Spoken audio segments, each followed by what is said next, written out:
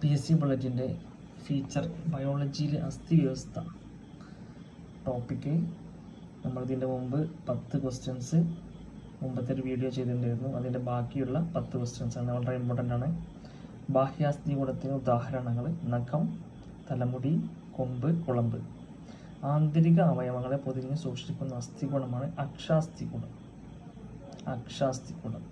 ശരീരത്തിൻ്റെ ചലനവുമായി ബന്ധപ്പെട്ടിരിക്കുന്ന അസ്ഥികൂടമാണ് അനുബന്ധാസ്ഥികൂടം. അനുബന്ധാസ്ഥികൂടം. അക്ഷാസ്ഥികൂടത്തിലെ അസ്ഥികളുടെ ആകെ എണ്ണം 80 കേട്ടോ. അക്ഷാസ്ഥികൂടത്തിലെ അസ്ഥികളുടെ ആകെ എണ്ണം 80. അനുബന്ധാസ്ഥികൂടത്തിലെ അസ്ഥികളുടെ ആകെ എണ്ണം 126. അങ്ങനെയാണ് ടോട്ടൽ 206 അസ്ഥികളുള്ളത്. അക്ഷാസ്ഥികൂടത്തിൻ്റെ ഭാഗങ്ങൾ: തലയിലെ അസ്ഥികൾ, വാരിയലിലെ അസ്ഥികൾ, നട്ടെല്ലിലെ അസ്ഥികൾ, മാറല്, പിന്നെ അതിൻ്റെ കൂടെ കഴുത്തിലെ അസ്ഥികളും കൂടി ഉണ്ട്. കഴുത്തിലെ അസ്ഥികൾ. നെക്സ്റ്റ്, അനുബന്ധാസ്ഥികൂടത്തിലെ ഭാഗങ്ങൾ: കൈക്കാലിലെ അസ്ഥികൾ, തോളലിലെ അസ്ഥികൾ, ഇടുപ്പിലെ അസ്ഥികൾ. ഈ 3 ഭാഗങ്ങളിലെ അസ്ഥികളാണ് അനുബന്ധാസ്ഥികൂടത്തിലെ ഭാഗങ്ങളായി. കൈക്കാലിലെ അസ്ഥികൾ, തോളലിലെ അസ്ഥികൾ, ഇടുപ്പിലെ അസ്ഥികൾ.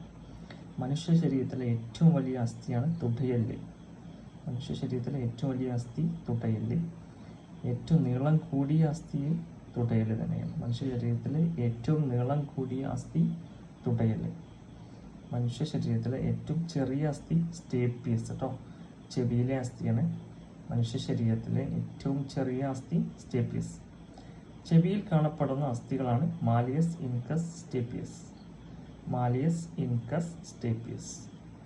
ഓക്കെ, നെക്സ്റ്റ് ഒരു 15 ക്വസ്റ്റ്യൻ അടുത്ത വീഡിയോയിലുണ്ട്. അപ്പോൾ ആദ്യമായിട്ടാണ് നമ്മൾ ഈ ചാനൽ കാണുന്നതെങ്കിൽ ഒന്ന് സബ്സ്ക്രൈബ് ചെയ്തോ. ബാക്കി ഇതുപോലെയുള്ള ഒരുപാട് വീഡിയോസ് ചെയ്യുന്നുണ്ട്.